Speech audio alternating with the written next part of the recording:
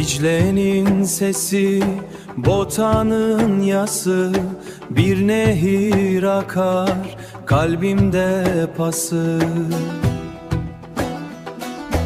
Diyarbakır surları, Botan'ın dağları, derdimiz büyük ek bitmez yaraları.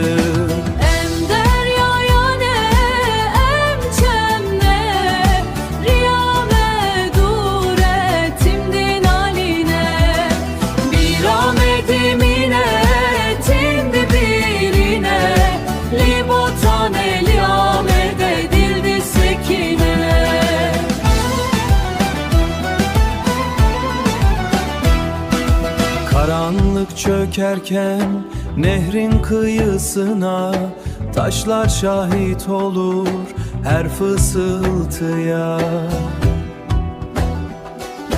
Toprak susamış, gökyüzü dargın, iki dilde feryat, ruhum yorgun, ruhum yorgun.